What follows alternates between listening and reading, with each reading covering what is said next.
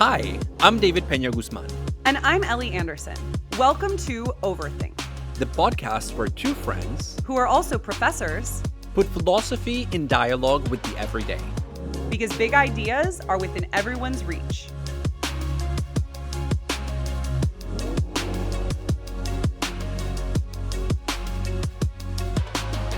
Ellie, you just moved, so I want to hear what your experience of that was like.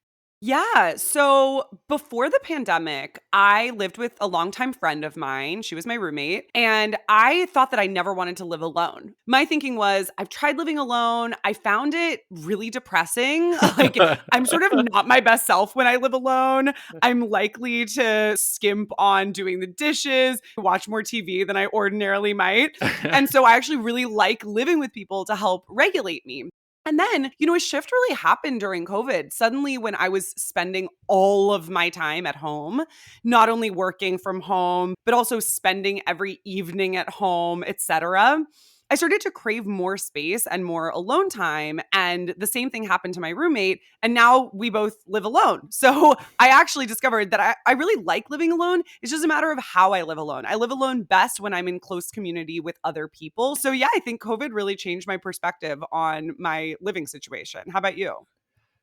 So I've lived alone in the past. Back in 2014, I was doing a fellowship in New Orleans and I lived by myself for the first time as an adult and I hated it. It was basically a major psychological regression where like at some point I was Mm. just not even wearing pants in the house, eating cereal day and night. I hated it. And now I am on the verge of going back to California. I am currently in France and I will have to decide what I want my living situation to be. And I'm really having a difficult time deciding because, as I said, living alone in the past was not great. But I think that during COVID, it actually might be ideal for me. Well, and I think we're at a very important moment right now when a lot of us are vaccinated. And so we can go back to interacting with other people because I think what made living alone attractive to me is the fact that I am now vaccinated and I can hang out with other people, have people over. Because for a couple of months over summer 2020, my roommate was gone. And that was at a moment in the pandemic where I really wasn't able to interact with other people in close Hmm. quarters. I found living alone during that period of the pandemic absolutely intolerable.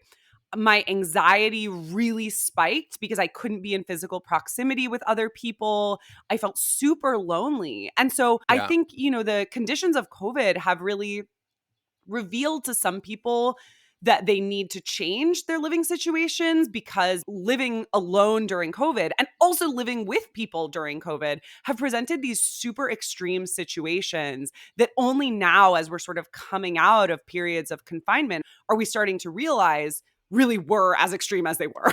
Yes, and a lot of this is intensified in particular during periods of lockdown, where if you live alone, you face this extreme loneliness where you don't know how to interact with other people. You don't know if you can interact with other people, which was really bad for a lot of people's mental health.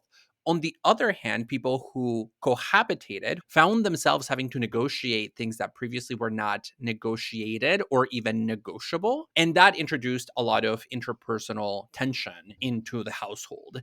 I think that with COVID, we've seen a change not just in how people live, but in how people relate to the home as a space. Yeah, and it depends on which home you're talking about as a space. So, for instance, between March and July of 2020, 20% of Americans moved. And a lot of people around our age, and especially those a little bit younger than us, say in their 20s, moved home, right? College students moved home. And I think, there was a interesting New York Times article about people who moved back to their childhood bedrooms during COVID. And the author talks about the return of teen angst. You're moving back in Among with like your 30 parents. something year Like, olds. yeah, exactly. Finding yourself face to face with your old yearbooks, with your old posters and that sort of thing. So the physical space of the home for many wasn't just changing, but was actually like returning or regressing to this previous moment of life. Yeah, and especially the household of your parents, right, has such psychological weight attached to it. I, of course, love my parents, but I can say in all honesty that whenever I go back to the place where they live, it suffocates me. Not because of Mhm. anything they do, but it's because the space has some memories built into it that then get sort of shoved in my face when I'm trying to look away. Mhm. And if I had to live there, I could imagine becoming angsty about it in a bizarre way, right? In the way in which a 35-year-old man can have teen angst. Well, definitely, because a lot of what teen angst is about is this feeling that you are prevented from your individual identity formation by having other people's expectations imposed upon you. And that's really something that happens a lot during periods of intense cohabitation, right? Whether you're moving home with your parents during COVID or whether you're interacting with your roommate or your partner whom you live with in a new way. Yeah, and aside from the people who moved during COVID, I'm thinking about the people who got stuck, right? Because a lot of people who maybe were planning to move were suddenly unable to do so during COVID because apartments were not being shown, apartments were not being rented. People wanted to stay in their safety bubble. And I just wonder what that experience also was like of feeling like you are trapped in a space living with other people, especially people with whom maybe you don't see eye to eye when it comes to questions around safety. Living with others has become a problem in a new way during this period. And as we start to come out of it through widespread vaccinations, it's a great time to reflect back and think about the new habits we've formed.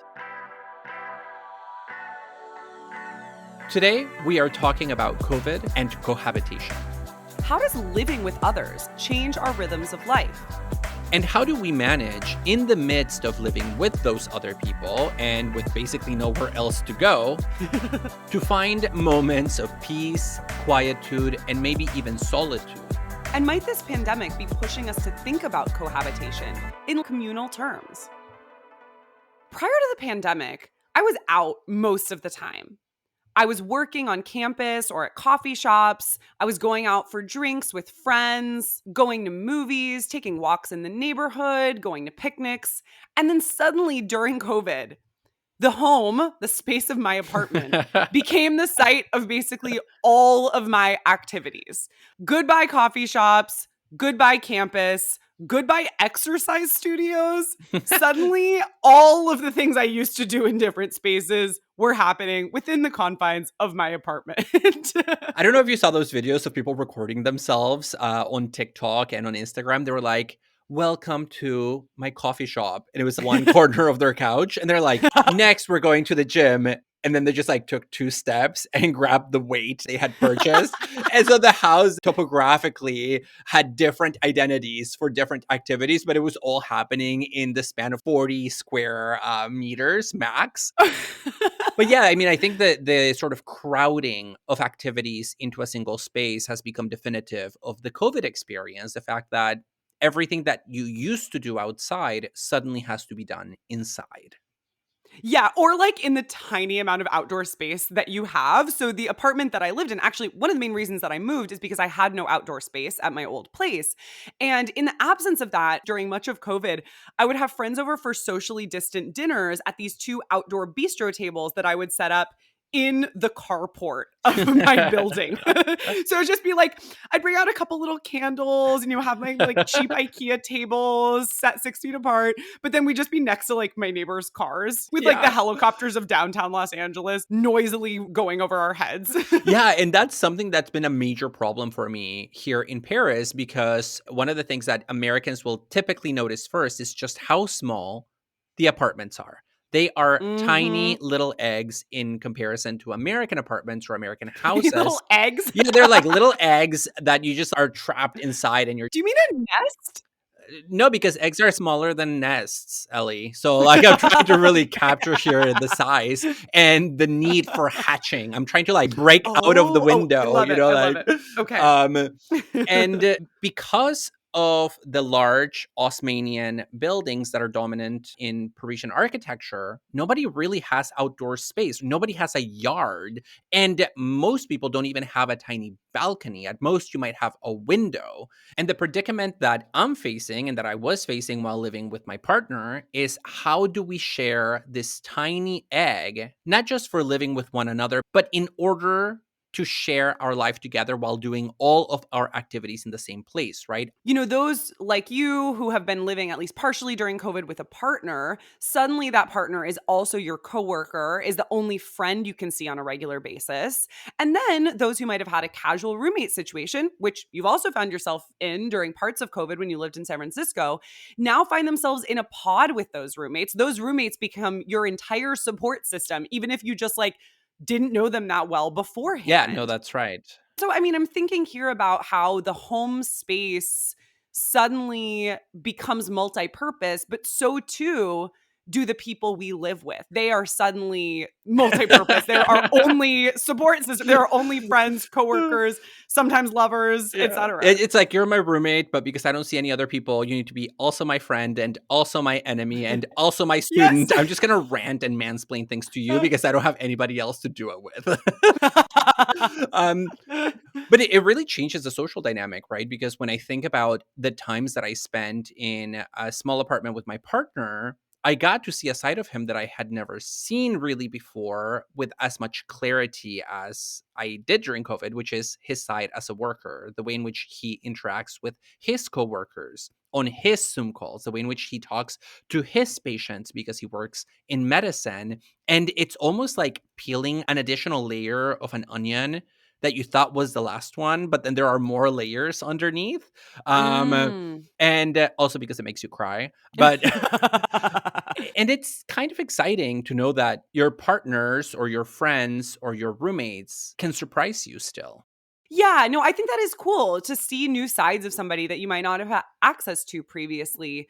At the same time, I think it can be very suffocating to go back to the word that you used for describing going home to your parents, right? Like this idea that I don't have any release from this home space. At most, maybe I have walks around the neighborhood or occasional socially distant hangs with other people outdoors. I think that was really a big challenge that now that I'm vaccinated and can hang out with other people freely has just been totally lifted. I'm thinking about, for instance, the fact that for months, my roommate was the only person that I could touch.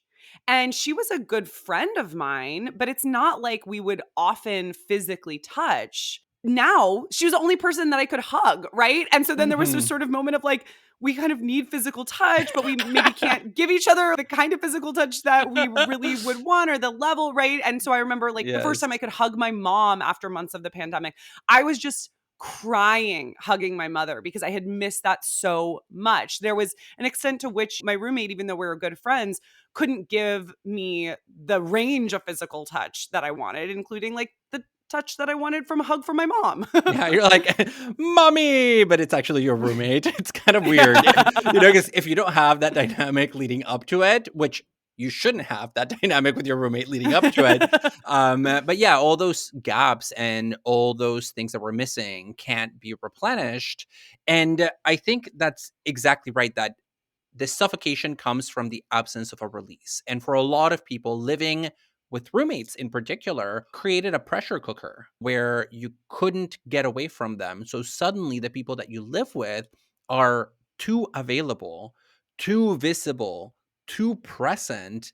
And I don't think there is a right way to say that without it coming across almost like a personal attack against them, right? Yeah. Like, I don't want to see your face. Totally. Yeah. And I think too, this required so much negotiating of shared space. I remember, for instance, I didn't have particularly strong Wi Fi in my old apartment.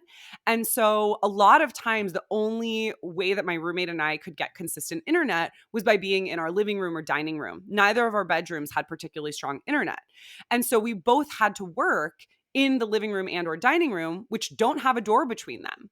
There was one night in particular where my roommate really wanted to watch a movie. And so she was watching it on the TV in the living room. And I had a FaceTime date with one of my very good friends. And my Mhm. roommate got pretty annoyed because she was like, I'm trying to relax and watch this movie. And I keep overhearing your conversation with your friend. And then conversely, it's not really like I want to have a conversation with a close friend while in proximity to her, like knowing that there's no way she can't overhear it.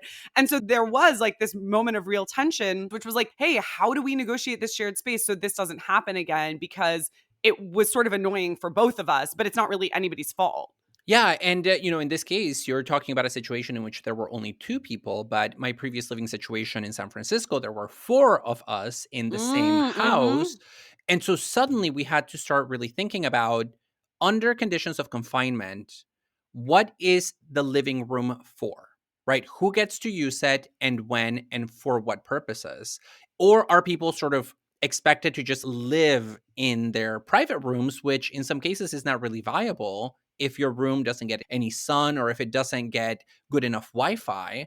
So we also had to work through some tensions that were created by the fact that we had to reinvent the rules concerning the usage of public space because we were four people with only one living room. Wow. And was it fun at all for you? Like, did you enjoy being all together in the same space at moments? So there were moments of community building, right? Like, oh, let's do a family dinner, or oh, let's watch a movie together. But Yeah. then the real tensions began where, for example, somebody said, hey, I can't work out of my room because my room is not big enough for a desk. So I need to be able to answer calls in the living room. And another person said, but then does that mean that I have to be in my room from 8 to 5 every day because I can't go out there? Mm. Can I cook while you're on your phone calls? Can I watch a movie, to use the example that you just gave? And it was around that time that I also moved to France. But these were the sorts of conversations that began to happen as we moved into more serious phases of confinement. I like how quickly you moved from the fun stuff back to the crappy stuff again. But I think that resonates with a lot of people's experiences. I certainly found that there were silver linings to living with somebody. I really enjoyed a lot of moments of those early days of the pandemic. For instance, doing happy hour and puzzling with my roommate, right? Like that was really special. Or, yeah, watching all of Tiger King, right? That was such a Oh my classic God, moment early in the yes. pandemic I that people cannot. shared with people they lived with. There's a movie coming out of Tiger Oh my King. god. Well, Yeah. I'd actually be curious to know how many people who got into Tiger King did so with people they were living with. I wouldn't be surprised if it turned out to be that only people who lived with others got into Tiger King because Tiger King would have been too weird to watch by yourself. It was already too weird to watch with other people. Um, Oh my god. anyways. Back to cohabitation. I'm just gonna like have fond memories of Tiger King and not look too closely at it. But I think one thing that the past year has really brought to mind for me is the nature of rhythm in the space, right? Like we've been thinking about the physical space of the home, the living room, negotiating that. But negotiating the space of the living room also means negotiating the rhythms of other people. We have affective, emotional, embodied, and habitual rhythms that mostly happen unconsciously. Mhm. And living together during COVID required new levels of coordinating between them, including changing the boundaries around some people's rhythms. I'm thinking about how, for instance, I used to work from home 3 days a week before the pandemic anyway, but my roommate never worked at home. And suddenly, both of us working at home during the day really shifted things for me because I was never used to having to deal with her lunch schedule, right, during the workday. And she was never used to seeing me work from home in like my trollish ways where I'm just like doing my research and not wanting to talk to anybody. And so suddenly she was at home during the day and I wasn't used to that. Yeah, and I really like the term rhythm for thinking through the ways in which COVID is changing our relationship to others in relation to a common shared space, in this case, the home. And rhythm, of course, is a musical term that has to do with the temporal unfolding of a phenomenon or an event.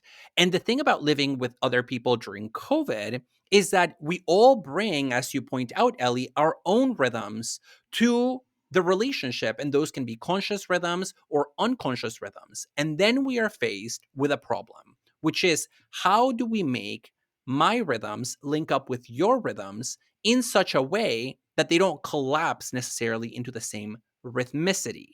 And the term in music for this is entrainment. How do we entrain our rhythms so that they have a relationship without necessarily becoming a unity? Okay, so the trick is to keep your identities, your individuality separate, which strikes me as important, certainly, as somebody who thinks that the separation between self and other is a necessary condition for pretty much everything, morality and self-development, etc. But then also to kind of not step on each other's toes, right? Mhm. Creating this disharmonious, frustrating, or I shouldn't say disharmonious, I should say like arrhythmic, right? Situation where people are getting on your nerves all the time. And I think one place where I think a lot of people experience this is when they're traveling with other people. That's when you really start to see that your rhythms might not be compatible. And it's sort of weird because lockdown during COVID is the antithesis of traveling, but I think it has a similar effect because you're with this person all the time, doing everything together, needing to construct your schedule around theirs. Differences in rhythm really appear, and they appear more jarringly. Yeah, you really see other people's rhythms, right? Like, oh, is this a kind of person that gets up early in the morning, gets to work right away, or do they dilly dally in the morning and then work late at night? Do they eat at regular intervals, or are they more haphazard about that? And all those little details of our lives that together add up, not necessarily to a personality, but more like to a temporal scaffolding Yeah. in which our personality sort of manifests itself. And the point is that we don't think about those rhythms, and yet we live them, we Yeah. embody them. And when they are disrupted, we feel the impact of that disruption. Yeah, because it's easy to be like, this person is messing up my rhythm, right? Yeah. I'm thinking here about how the French philosopher Henri Bergson wrote in his early 20th century book, Matter and Memory, that the duration lived by our consciousness has its own specific rhythm. That is to say, that the main difference between myself and another person for Bergson is a difference in rhythm, how we live, our style of inhabiting time through our embodied habits, our modes of perception, our ways of interacting with the world around us, right? I think oftentimes when we think of identity or individuality, it's in terms of material, right? Or in terms of the actual body, in terms of our values. And Bergson says, no, individuality is actually more a matter of rhythm, of your relation to time. Yeah, and Bergson is one of these philosophers that really foregrounds the temporal dimension of experience because he believes that that's really the only truth that we have access to. And that is that we are temporal beings, first and foremost, who exist and subsist in time. And here we can contrast Bergson with somebody like Rene Descartes. In the 17th century, Rene Descartes famously is trying to find an absolute truth that cannot be doubted. So he starts asking himself, what can I know with absolute certainty? Which is how he lands through a process of doubt and introspection on that famous, clear, and distinct idea that we know I think, therefore I am. In the late 19th century and early 20th century, Bergson takes up the same question and he says, okay, let me go through this process of doubt and see what I really can know with absolute certainty. And he says, actually, I think Descartes is wrong.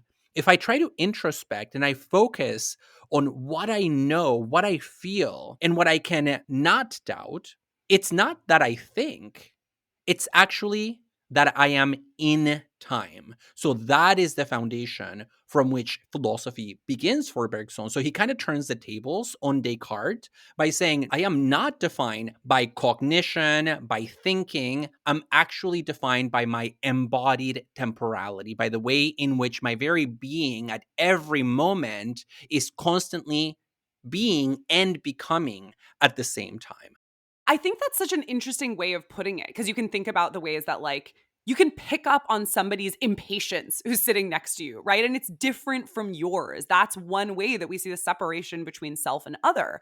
Yeah, and in those cases where you sort of feel the tension of their impatience in the air, what is happening is that you're noticing the rhythmicity of their being, of their existence, of how they are projecting themselves onto the world. And you notice that there's somewhat of a discrepancy between their way of being in the world and your own way at that particular time. So, one of the things that I like about Bergson's philosophy is that it's really helpful for thinking about different rhythms that happen not just because we're different people, but maybe even because we belong to different cultures, because we speak different languages, to think about really the plurality of rhythmicities that exist in nature and that explain to some degree why our experience of the world is not exactly identical to others, even when we are, say, members of the same culture, members of the same sex, members of the same species, even. Yeah, it reminds me too of Immanuel Kant's claim in the Critique of Pure Reason that time is our inner sense and space is outer sense. Yeah, and the difference here between Kant and Bergson is that Kant is a universalist, and so he argues that time and space, which he thinks are properties of consciousness, are something that our minds bring to the world rather than properties of the world itself. He argues that all humans, in fact, all rational agents, have the same forms of time and space. So all humans have the same experience of temporality and the same experience of spatiality. Whereas in Bergson, there is a bit of an opening for thinking about different spatialities, different rhythmicities. And you really see this in Bergson's writings about other animals, where he says they have their own temporality, they have their own spatiality. So why can't humans also differ in their experience of time and space? But actually, there is a place in the Critique of Pure Reason where Kant considers the same idea, namely that different individuals have different inner senses. So there might be a glimmer of Kant possibly getting into the insight that Bergson would get to, 100 odd years later. But we'll leave that digression for listeners to pursue if they want to really nerd out on Kant on time as inner sense. Moving away from Kant and Bergson Thank for a you. moment. Thank you. One of the central insights of the field of ethnomusicology is that our sense of rhythm is not constant between different historical periods and different geographical locations. So whether or not our inner sense of time is universal, we will leave aside, but its manifestations in rhythm certainly are not universal. Once you're acculturated into a specific sense of rhythm, right, through your upbringing as a child and then moving into adulthood through ritual, through cultural festivals, through music, etc., it can actually be quite hard to break out of that sense of rhythm, even Mhm. though there are lots of different senses of rhythm that exist across cultures in the world. Yeah, and I think there's a whole story to be told here, no offense, Ellie, about, white people not having rhythm. um, but the reason has to do with the fact that Western music has historically privileged harmonic over rhythmic complexity, whereas many non-European musical traditions privilege rhythm over harmony, which is why Hmm. historically things like African music, Black music, Indigenous music have been dismissed by white European musicologists as simple and primitive and underdeveloped, in spite of its incredible richness, because those white European interpreters are only thinking in terms of harmony and not in terms of rhythm. So just kind of looking in the wrong places. And I think that also makes sense when we think about the way that rhythm is more closely, at least arguably so, related to the body, related to sensuality Yes. than harmony is. Harmony is closely related to mathematics, right? If you think back to the ancient Greek work of Pythagoras, whereas rhythm is more closely related to our senses.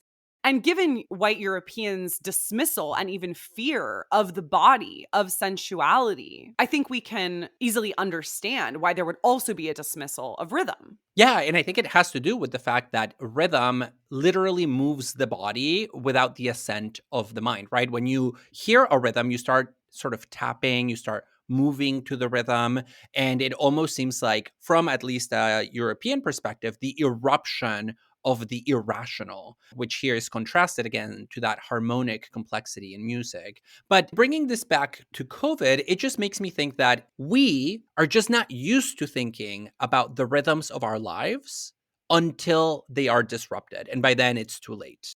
And we're also not used to thinking about needing to entrain our rhythms in relation to other people's. We're used to thinking that, like, if we're cognizant of our rhythms at all, it's to be like, here's my rhythm, here are my boundaries, respect them, negotiate around them. Yeah, I think that's exactly right. So, like, maybe the whole Anglo-European discourse around boundaries is actually just like a bad displaced narrative around rhythms. Yeah, it's like Western political philosophy just has no rhythm.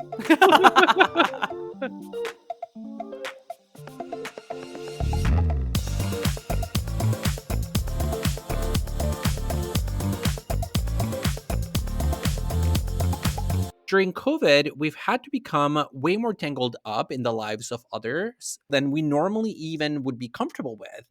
And not just our roommates, for example, but also their friends. So there's a second degree of separation that suddenly becomes immediate. And one clear example of this is just sex. During COVID, people started expecting information not only about the people that their roommates had sex with, but also about who those other people had sex with as a way of just tracking the risk factors. And one of the things that I know from my friends who were in that situation is just how uncomfortable having those discussions was, because it required really thinking in a communal way that is not indigenous to our Western mind. And I really think this is the fault of political liberalism, which is what American society is based on. Liberalism makes us see individuals as primary. They are the basic social units, and community is built up out of individuals. So community is secondary to individuality. This is, a pretty impoverished way of viewing things, in my view. And there are a lot of alternatives that we could provide where community is actually primary and individuality is second. One that a lot of people have focused on, especially in the past couple of decades, is the African concept of Ubuntu. Ubuntu is a word that is shared by a lot of the Bantu speaking peoples of Africa, especially in Southern Africa, but not limited to that region. And it's a combination of the prefix ubu, which generates an abstract word or concept, with the root untu, which stands for human. Ubuntu has a long tradition in African thought and precedes African colonialism, but it really became popular in the English-speaking world after the 1990s Truth and Reconciliation Commission in South Africa, where Archbishop Desmond Tutu referred to it as a sort of African ethos that is an alternative to individualism. Basically, Ubuntu postulates that personhood, our individual identity, as well as our morality, are not something that is given. Rather, they are achieved in relation to and only through our social interaction with others. I think the most famous formulation of this is in the phrase, I am because we are, which is an alternative to Descartes' I think, therefore I am.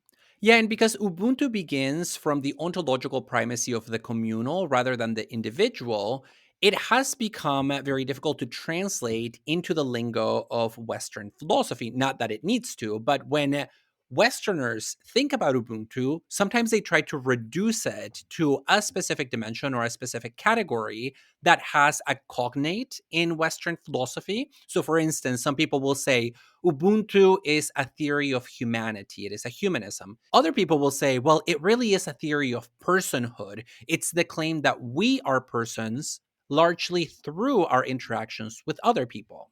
And another definition that I really like is to think of Ubuntu as a theory or as a philosophy of justice that turns on the concept of communal healing and rehabilitation, which is why it was used, as you pointed out, by Desmond Tutu in the Truth and Reconciliation Commission project in South Africa, which focused on healing the social bond from the harms of apartheid. And so Ubuntu is a theory of our humanity, it is a theory of personhood, it is a relational theory of identity, and it is a philosophy of justice. And the best way to capture it, as you point out, Ellie, is to think about it as an ethos, as something that animates not just a lot of African languages, especially in sub Saharan Africa, but also the mode of life in this part of the world. One thing that interests me about the philosophy of Ubuntu is that on the one hand, there is an emphasis on all people as being equally worthy of moral regard.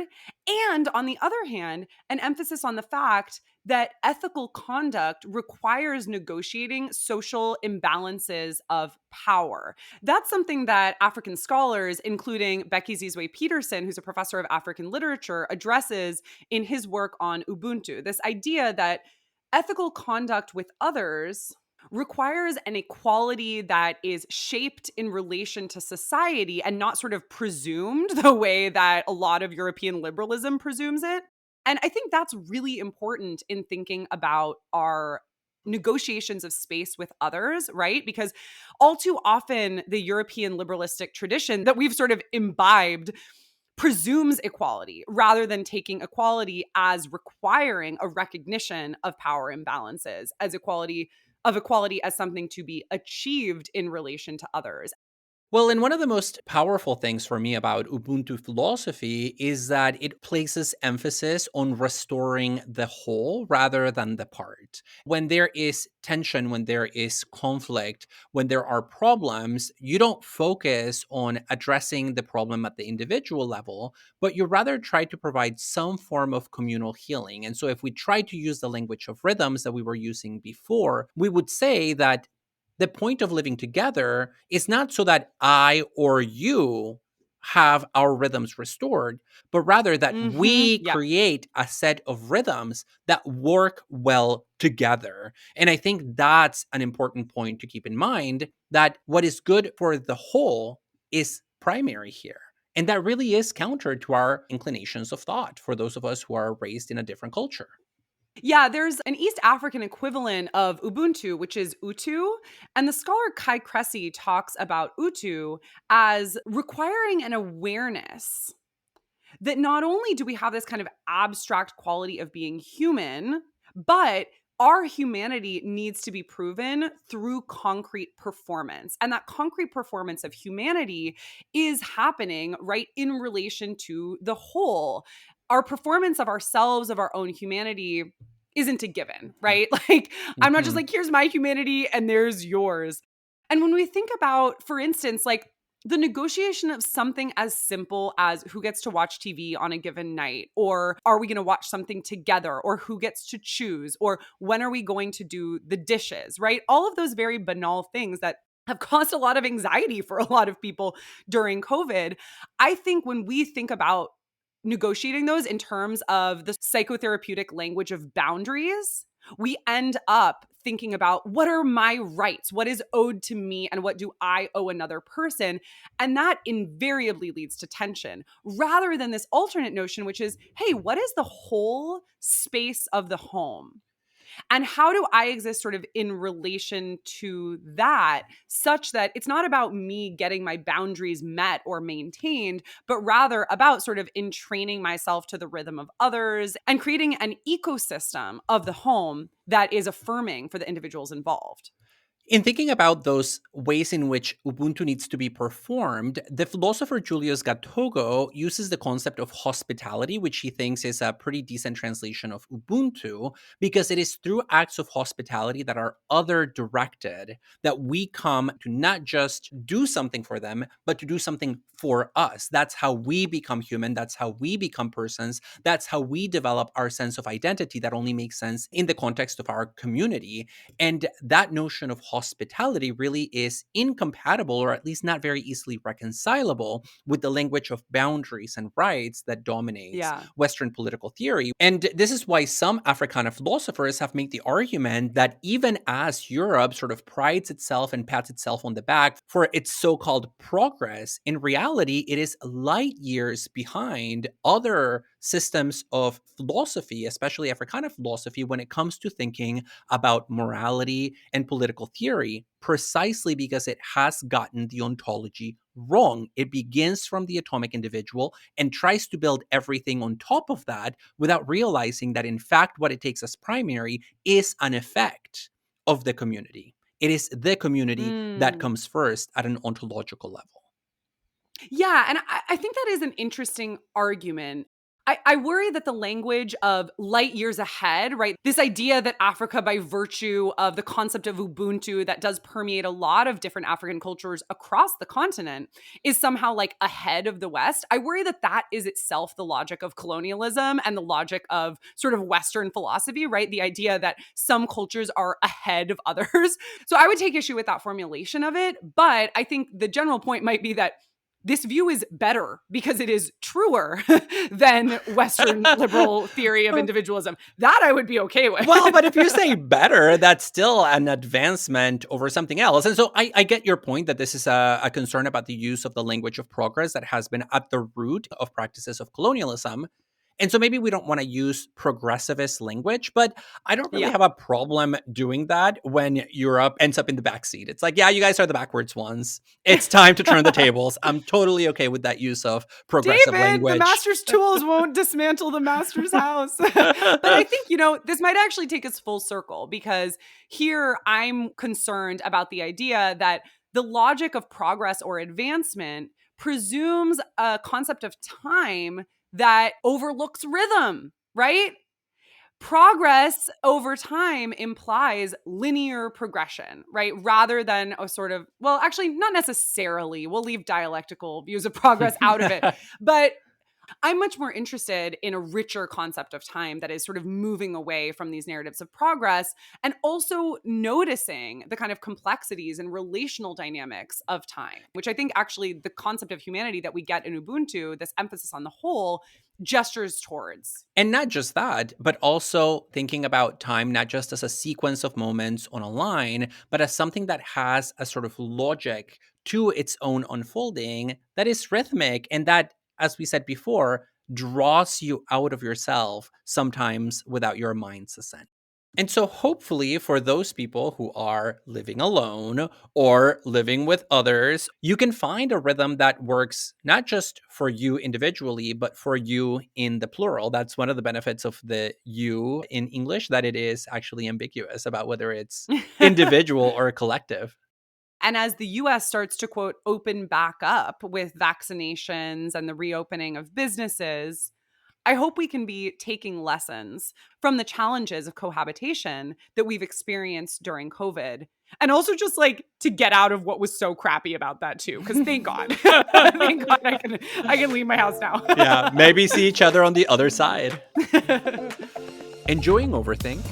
Please rate and review us on Apple Podcasts, Spotify, or wherever you listen to your podcasts.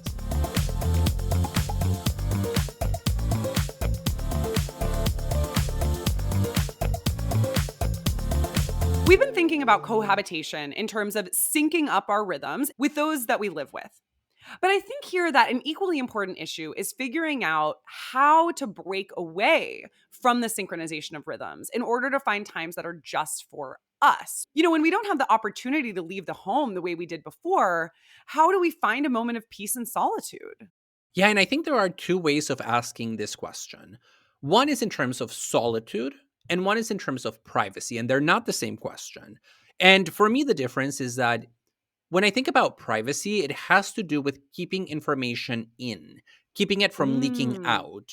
Whereas solitude is about keeping information out, keeping it from leaking in. I really like that distinction, David. I've never thought about it in those terms, but I think that is so useful. So privacy as not letting stuff leak out, solitude as not letting stuff leak in. So in connection to cohabitation during COVID, I found myself struggling with issues of privacy, for example, when I had to call my doctor and have a medical appointment in an apartment filled with roommates where the walls are too thin. And so suddenly I was like, I guess I'm going to be whispering under my bed sheets and talking about my medical history with my doctor. Solitude is very different because it has to do with creating a refuge that is conducive to something like rumination, to self-observation, being able to curate a space for you where you won't be bothered by others. And so that's different from privacy, but it's still a problem for people who live with others during COVID. I've always liked Hannah Arendt's comments about solitude, where she describes solitude as a way of being with yourself. You need to be away from other people in a genuine sense, right? So not like scrolling your phone, not constantly thinking about them in order to be with yourself. That private space, I think, is actually necessary for solitude. So I think, maybe there's a Mhm. relationship that they have. Because what solitude provides for us is a chance to be with the different sides of ourself, right? We're not just kind of like this single entity. We want to have a dialogue with ourselves, whether it's through writing in a journal or through thinking or through singing, whatever it might be.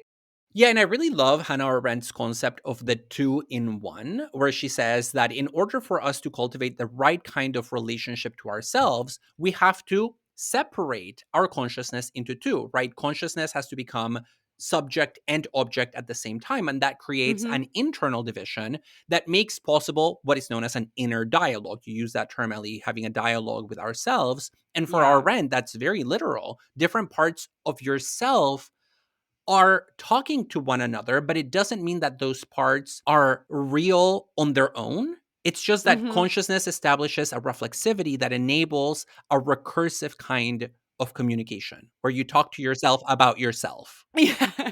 So ironically, too much communion with others can actually prevent this different kind of communion, which is the communion that we find with ourselves in solitude. And, I think there are big differences here between the kinds of people you live with in finding this solitude. So, for instance, if you live with somebody who's just a roommate, you can retreat into your room and hopefully, provided that you feel safe, provided that you feel like you do have some privacy, you can acquire that solitude by virtue of having this private space to yourself. However, if you live with a romantic partner, your bedroom is also their bedroom, right? Yeah, yeah. And you often don't even have that time or space for privacy or solitude that you might need. And I think you're putting your finger on something important here, which is that those moments of solitude, of generative solitude, the kind of solitude that leads to self discovery, for example, are becoming harder and harder to have during COVID, but especially for people who live with their romantic partners. But to this, I would add yet another distinction, which is the distinction between solitude and loneliness. Because, for example, Mhm. Nietzsche is very clear when he says, loneliness is one thing, solitude is another. And we know that people who have lived alone during the pandemic, they experience loneliness rather than solitude. And that's a kind of ungenerative being with oneself, where you simply feel isolated and alienated from others. You feel cut off from the world.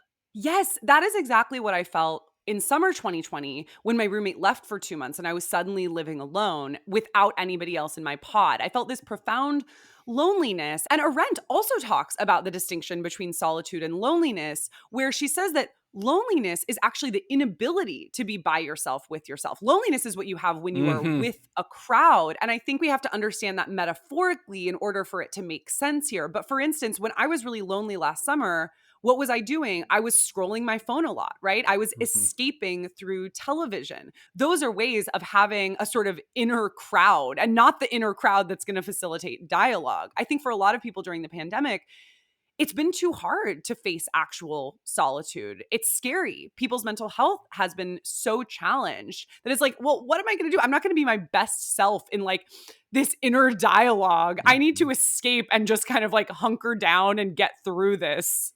Yeah, and the idea that you can be your loneliest self precisely in the middle of the crowd, which sounds counterintuitive, but it has to do with a kind of self relation. So I want to go back to that point that loneliness is fundamentally an inability to withstand yourself in the absence of others. And so we flee from ourselves and throw ourselves into the crowd, into the they, because we don't like what we see and we're afraid of what we might find. And one of the things that Nietzsche's writings add to our understanding of solitude is the fact that when we manage to truly turn our solitude into a friend or into a life companion that we look forward to, that we like spending time with, it makes our being with others all that much more meaningful, all that much more significant. Because if you can be with yourself and learn to make of solitude a companion for life, then you know that when you are with others, that when you choose to spend time with others, it's because you love them and not because you need them. Well, so if solitude is this important and valuable, the question is, how do we find it when we're trapped with others in the house during COVID? Or if we're alone, how do we find it when we're prone to loneliness rather than solitude? Well, my solution is to do what Nietzsche's character Zarathustra does, which is just to go and live in the mountains for 10 years, become friends with the animals, and then come down to the city and tell everybody what you learned about yourself. Although I don't know how practical that is. But I think there are other things that people have done, more practical things, as a way of rediscovering themselves, especially when they live with other people. And I'm here thinking about two friends of mine. They are a couple. And at the very beginning of the pandemic, they talked with one another and they said, look, we cannot just be with each other all the time. It's not healthy. We need time to ourselves. And so they came to this agreement that every day they both would go for a 1 hour long walk through the city by themselves at different times, so that at least during that time, they would give the other person sort of space to breathe, time to be alone, and also give themselves that time. And the interesting thing is that even though it began as this exercise for protecting solitude, it then also transformed to something else where my friend was telling me, look, because I've been going on these like alone walks, I've gotten to know the city in a brand new way, and it has rekindled my love for this city. I've come to appreciate the architecture. I've come to really understand the relationship between different neighborhoods. And it all came out of this concerted effort to figure out in very, very practical terms how to protect alone time. Yeah, I think the walk is a really important way of finding solitude. I'm also thinking about how we tend to associate in our culture solitude with adolescence, right? With teen angst. And so I'm Mhm. thinking back to those people who moved to their childhood bedrooms. Maybe they have been the best finders of solitude during this time because they're stuck in the space where they like had this solitude of teen angst and they're, rereading their old journals from high school. Oh my But, goodness. a lot of times when we think about solitude, we think about precisely that, right? Like the teenager alone in their bedroom reflecting, or an adult reflecting alone in their bedroom. But one of the times that I often find solitude emerging most is in the interstitial moments between activities of everyday life. Like what? I feel solitude on my commute. I feel solitude when I am waiting for a friend at the bar. Those interstitial moments, I think, have been gone during COVID, except for maybe like the shower, right? I Mhm. think is another place for that. And so I'm excited, maybe as we now start to open back up again, to rediscover solitude, ironically, as we Ironically, yeah. rediscover society. Open up. I want to be alone. We hope you enjoyed today's episode. Please rate and review us on Apple Podcasts, Spotify, or wherever you listen to your podcasts. You can email us with questions, feedback, or even requests for life advice at dearoverthink@gmail.com, as well as connecting with us on Facebook through our page or group. You can also find us on Instagram and Twitter at overthink_pod. We want to thank Anna Koppelman, our production assistant, Samuel P.K. Smith for the original music, and Trevor Ames for our logo. Thanks so much for joining us today.